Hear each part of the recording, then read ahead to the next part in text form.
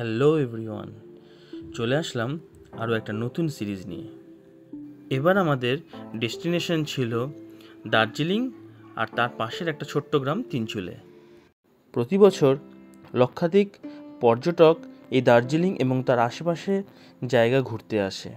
Corona পরবর্তী সময় থেকেই এই ছোট ছোট গ্রামগুলো যেগুলো দার্জিলিংয়ের আশেপাশে রয়েছে এগুলো খুবই জনপ্রিয়তা পায়।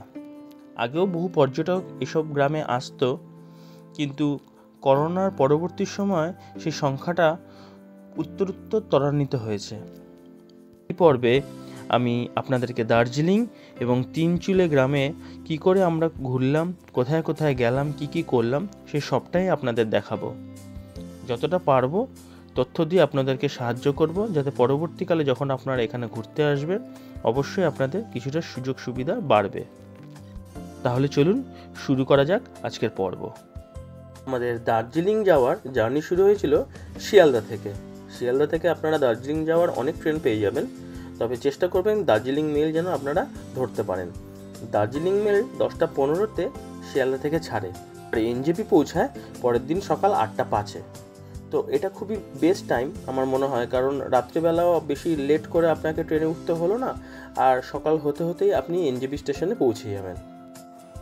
বাবানের জন্য আমাদের লাগেজটা একটু বেশি হয়, তো আমরা 10:15 প্রায় 1 থেকে 1.5 ঘন্টা আগে শিয়ালদা স্টেশনে পৌঁছে যাই, যাতে লাস্ট মুহূর্তে কোনো তাড়াহুড়ো না করতে হয়। শিয়ালদা স্টেশনে আপনাদের জেনারেলি ট্রেনটা দেবে 10 কি 11 নম্বর প্ল্যাটফর্মে। এই আমাদের এবারে গ্রুপ, আমরা 6 জন গেছিলাম দার্জিলিং। একটা জিনিস আমি লক্ষ্য করেছি, যখনই আমি এনজেপি গেছি দার্জিলিং মেল কিন্তু একদম টাইম মতন প্ল্যাটফর্মে দিয়ে দেয়।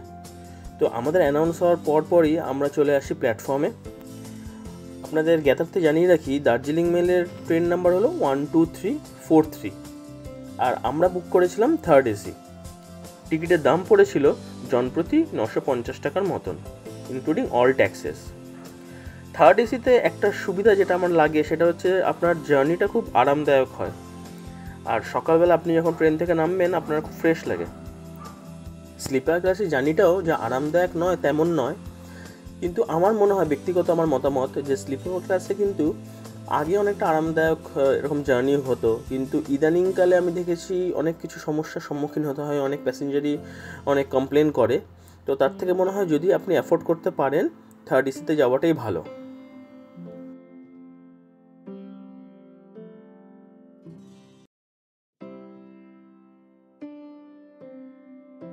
ভোরবেলা ঘুম থেকে উঠেই এই অপরূপ দৃশ্যটা দেখতে দেখতে মনটা জুড়িয়ে গেল।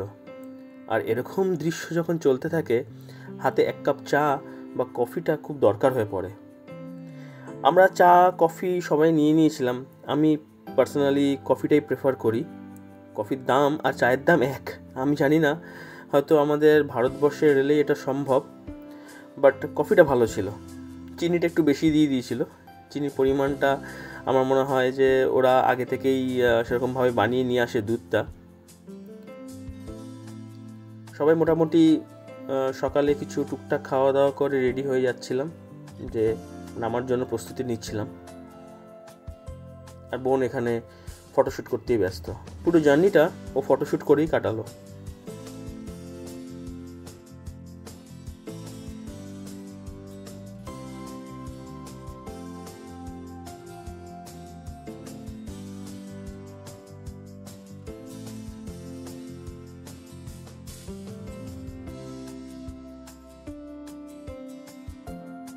যেহেতু আমরা মার্চ মাসে গেছিলাম, আমরা একদমই এক্সপেক্ট করিনি ওই সময় আমরা বৃষ্টি পাবো, কিন্তু যখন এনজেপি থেকে নামলাম কি আর বলবো, মুষলধারে বৃষ্টি।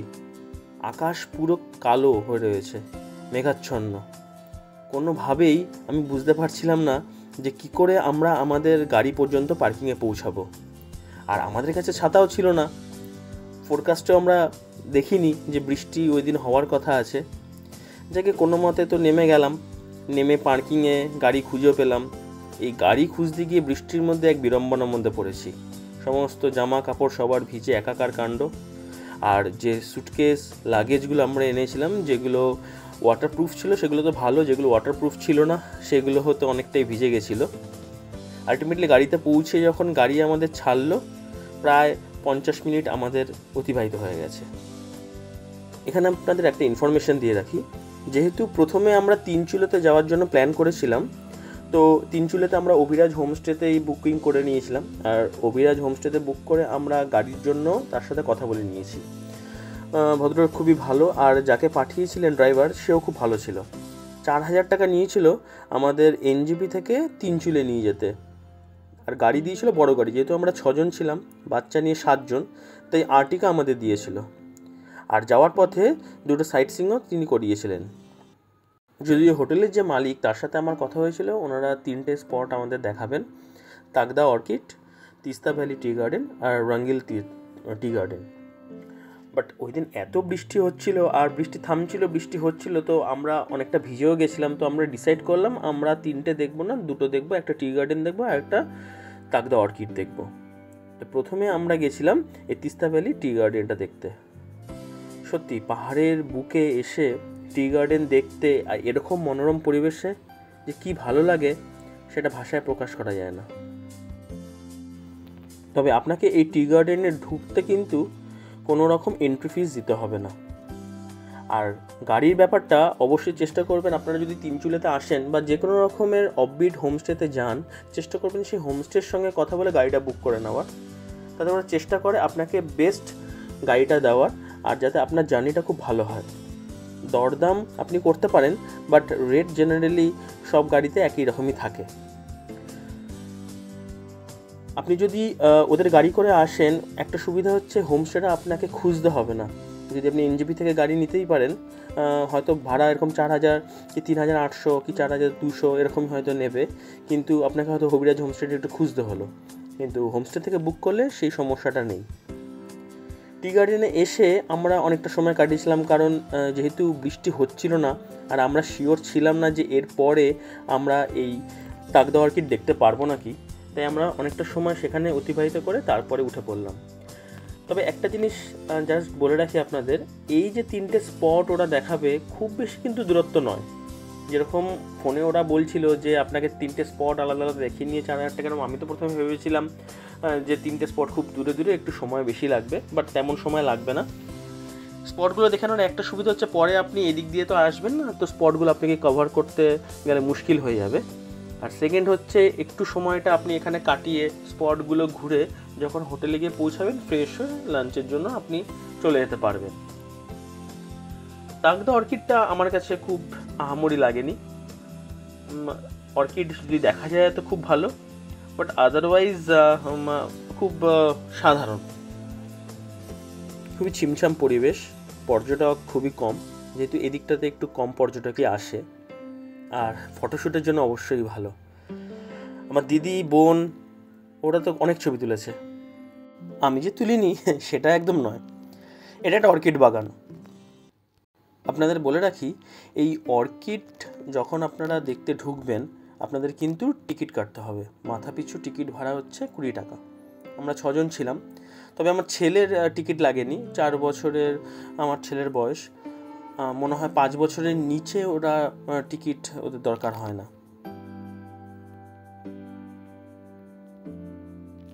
কিছুক্ষণ এখানেই ঘোরাঘুরি করে আমরা তারপরে চললাম আমাদের হোমস্টের উদ্দেশ্যে।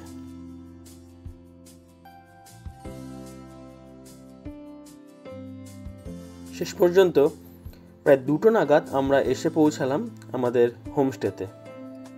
পাইন গাছের জঙ্গল আর মাঝখান দিয়ে চলে গেছে এরকম আঁকাবাঁকা রাস্তা, তারই মাঝখানে অভিরাজ হোমস্টে। খুব সুন্দর পরিবেশ। সারাদিন বৃষ্টি হয়েছে বলে মেঘাচ্ছন্ন আকাশ রয়েছে, তবে এখান থেকে কাঞ্চনজঙ্ঘার কিন্তু খুব সুন্দর ভিউ পাওয়া যায় যদি আকাশ পরিষ্কার থাকে। এই হলো অভিরাজ হোমস্টের কন্ট্যাক্ট নাম্বার।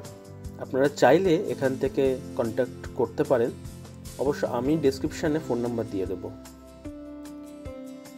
খুবই ছিমছাম পরিবেশ, অফবিট লোকেশনগুলো যেমন হয়, লোকে যেরকম চায় যে একটু শান্তিতে নিরিবিলিতে কয়েকটা দিন এখানে থাকবে, সেই রকমই একটা পরিবেশ অভিরাজ হোমস্টেতে পেয়েছিলাম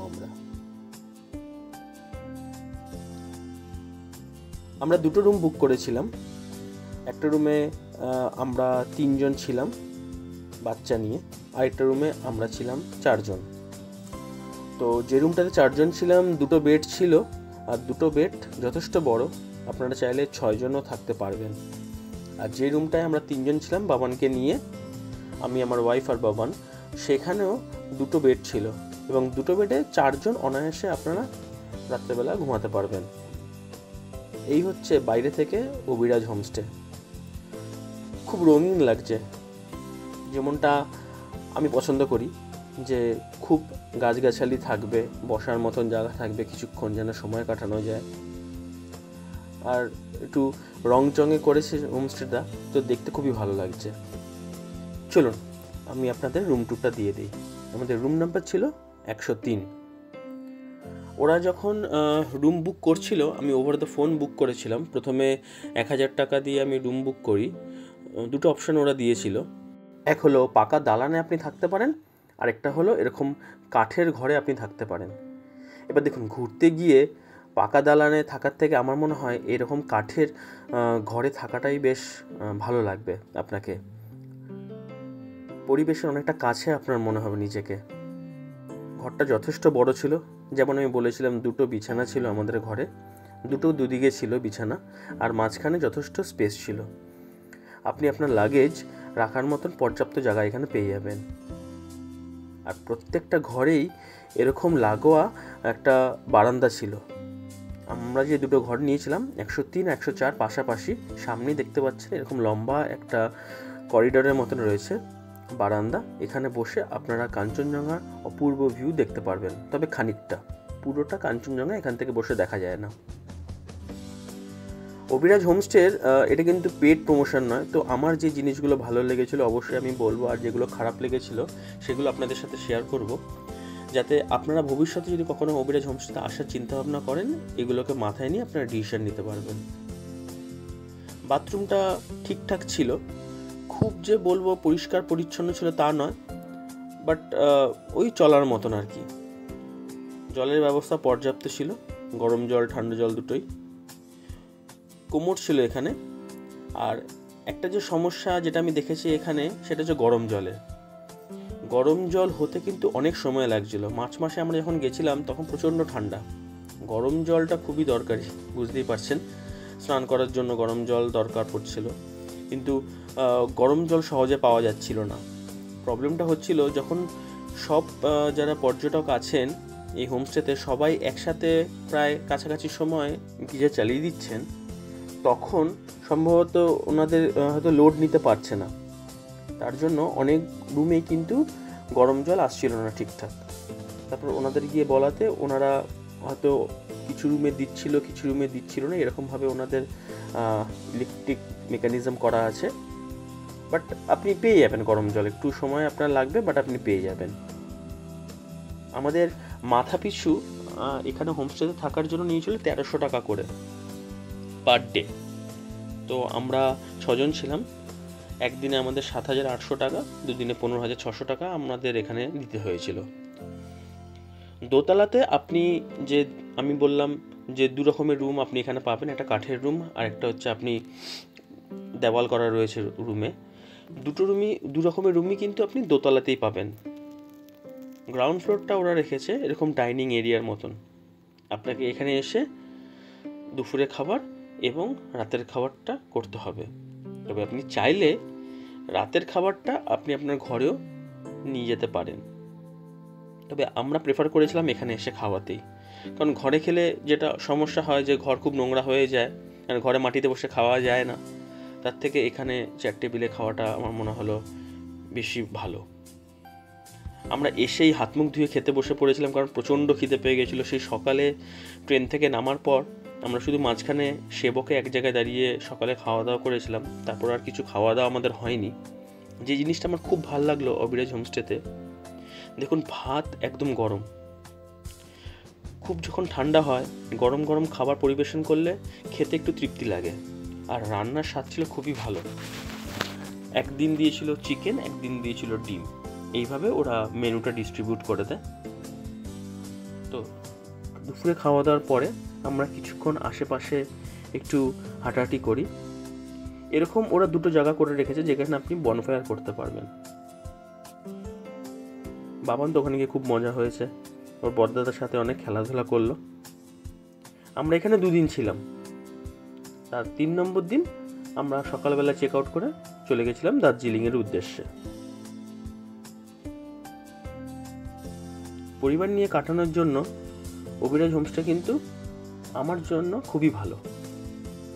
আমি আশা করি আপনারা যারা অভিরাজ হোমস্টেতে গেছেন আপনাদের একই রকমের মত রয়েছে এতে। পরের দিন সকালে আকাশ একটু পরিষ্কার হওয়াতে কাঞ্চনজঙ্ঘাটা কিন্তু কিছুটা দেখা গেছিল।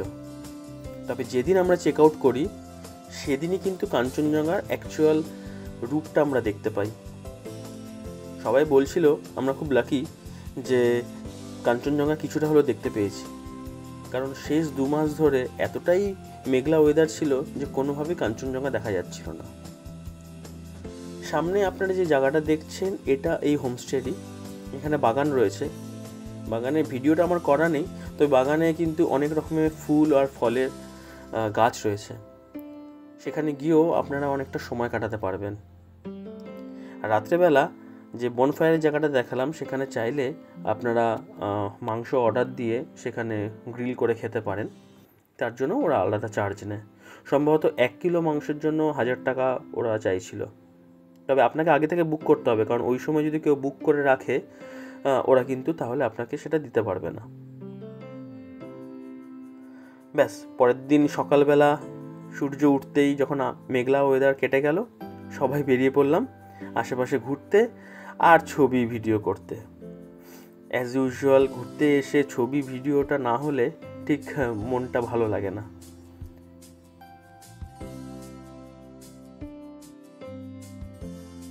তবে বিশ্বাস করুন, দুদিকে পাইন গাছের এরকম সারি পরপর রয়েছে দূর পর্যন্ত, আর মাঝখান দিয়ে আঁকাবাঁকা রাস্তা।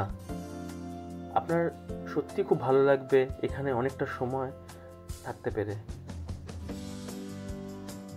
আমি চেষ্টা করেছিলাম সকালবেলার সূর্যোদয়ের একটা ভিডিও নেওয়া টাইম ল্যাপসে।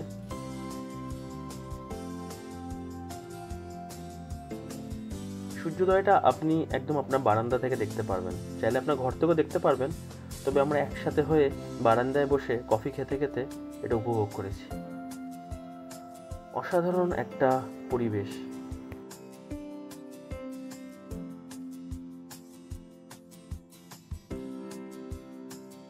চারিদিকে আরও কিছু হোমস্টে রয়েছে। যেদিন আমরা চেক আউট করি আমি যেটা বললাম যে কাঞ্চনজঙ্ঘা কিন্তু সেদিন কিছুটা দেখা যাচ্ছিল। সেই আংশিক কাঞ্চনজঙ্ঘাই আমরা হোমস্টের ছাদ থেকে দেখলাম।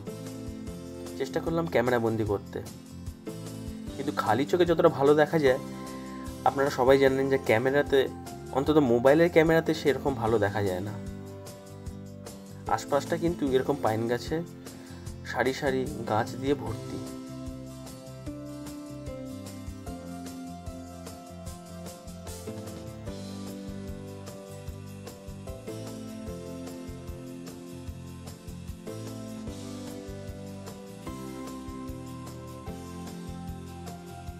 অভিরাজ হোমস্টের যে মালিক তার নামই অভিরাজ। তার ব্যবহার খুবই ভালো, যত স্টাফ রয়েছে সবার ব্যবহার খুব ভালো, আর অবশ্যই খাওয়া দাওয়া তো দুর্দান্ত। আপনি যেমনভাবে খেতে চাইছেন তেমনভাবে বললে ওনারা কিন্তু রান্না করে দিচ্ছিলেন। ইনি হচ্ছে অভিরাজ হোমস্টের যে মালিক, তার বাবা। এনার ব্যবহার এত ভালো যে আমরা আসার সময় আমাদের কিছু ফুলের চারা দিয়ে দিয়েছিলেন, কিছু লেবু ওনার বাগান থেকে পেড়ে দিয়েছিলেন। অনেকটা সময় আমরা ওনার সঙ্গে কাটিয়েছিলাম, খুব ভালো লাগলো, খুব ভালো মনের মানুষ। কিছুক্ষণ এই ছাদে আমরা বসে থেকে কাঞ্চনজঙ্ঘা উপভোগ করলাম, তারপর বেরিয়ে পড়লাম আমাদের পরবর্তী ডেস্টিনেশন দার্জিলিংয়ের উদ্দেশ্যে।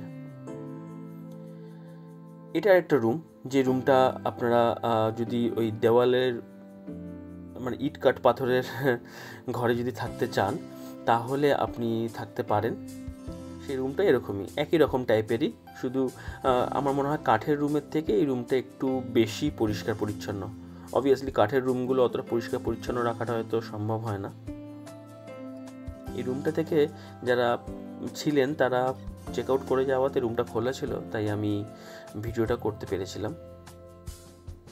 আমরা দার্জিলিং যাওয়ার জন্য যে গাড়িটা সেটাও কিন্তু অভিরাজ হোমস্টের যে দাদা আছে সেই দাদাকে বলে বুক করেছিলাম। আমাদের আর্টিগাই দিয়েছিল, এক্ষেত্রে 3,000 টাকা নিয়েছিল।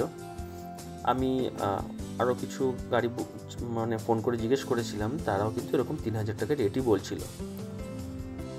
এর পরবর্তী জার্নি দেখাবো পরের ব্লগে। ততক্ষণ ভালো থাকবেন।